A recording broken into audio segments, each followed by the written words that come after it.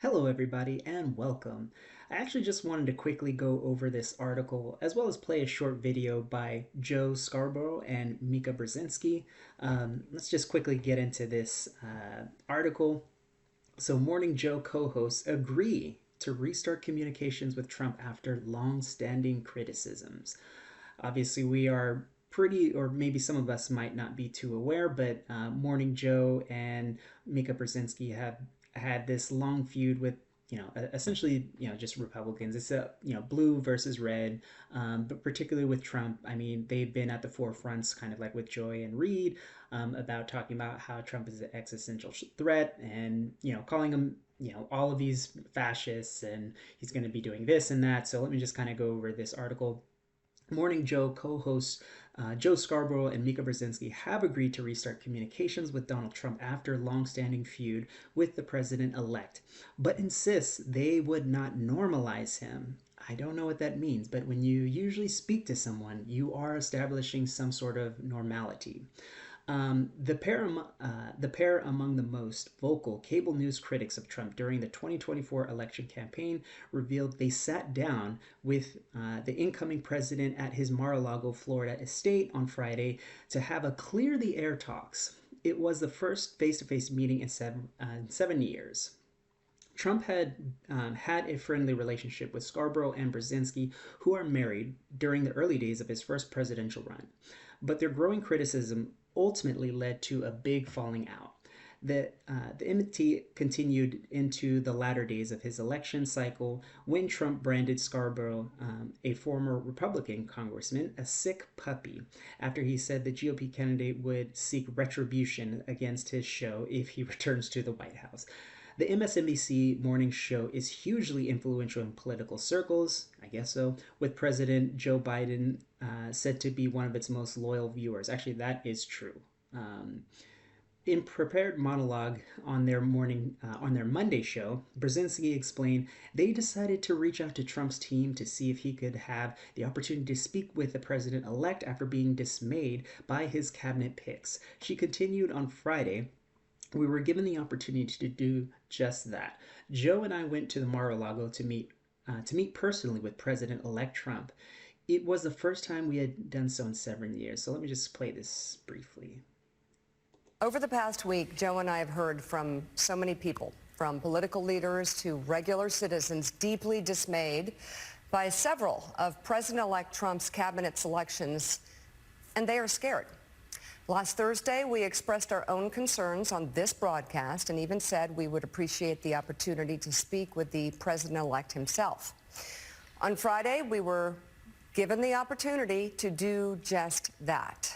Joe and I went to Mar-a-Lago to meet personally with President-elect Trump. It was the first time we have seen him in 7 years.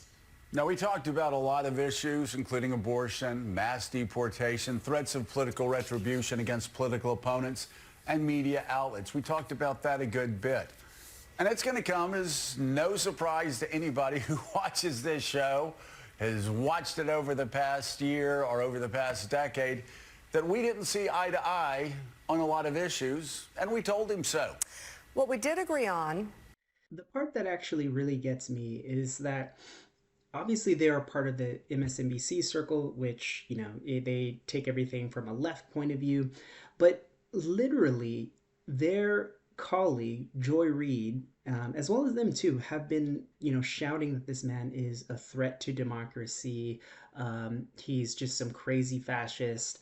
And if these were all the case, why would you even want to establish any kind of normacy amongst, these individuals? In fact, I could even make the case that you would be actually much more stringent against them.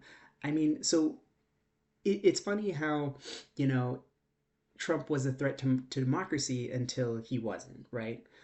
In this case, it's just like, well, okay, that we were just playing politics as normal and politics can get dirty. And it's just like, Yeah, politics get dirty, but there's no reason to blow them out of proportion, as if within these 4 years, America is going to cease to exist, or essentially that's what they would have you believe, or that Trump is a threat to your existence, which I heard over and over and over again, especially, coming Mika Brzezinski. The other thing is, and I don't know if you caught this, I find it actually very interesting how Mika's the one who actually takes charge of this conversation because she's actually the one who actually speaks first, and she's going to be additionally the one who essentially closes this discussion, which means it's kind of easy to tell who wears the pants in that family. I just thought that was kind of interesting, but let this go on. Was to restart communications. My father often spoke with world leaders with whom he and the United States profoundly disagreed. That's a task shared by reporters and commentators alike. We had not spoken to President Trump since March of 2020, other than a personal call Joe made to Trump on the morning after the attempt on his life in Butler, Pennsylvania.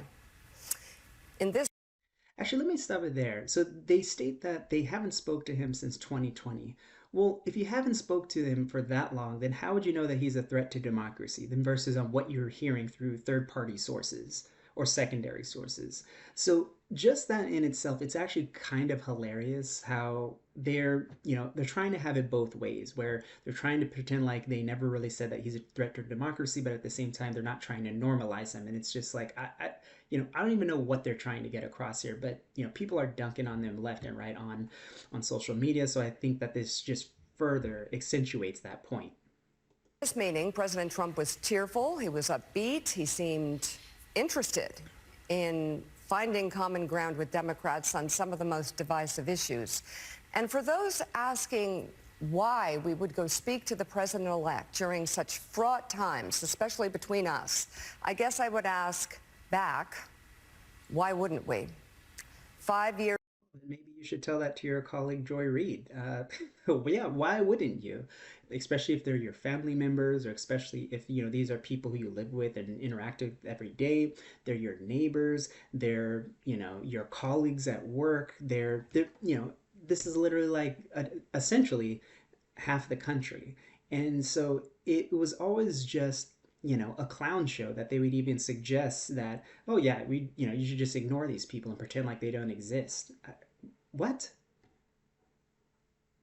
Years of political warfare has deeply divided Washington and the country. We have been as clear as we know how in expressing our deep concerns about President Trump's actions and words in the coarsening of public debate. But for nearly 80 million Americans, election denialism, public trials, and January 6th were not as important as the issues that moved them to send Donald Trump back to the White House with their vote.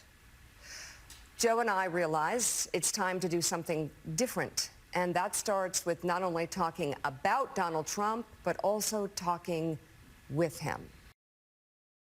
So I think that this is just comically hilarious, and I just think like these two individuals are everything what's wrong with American politics, and then just how dirty they can get, just pretending like one side is much more evil than the other, or just like, hey, only this side lies, they're bad, we're good.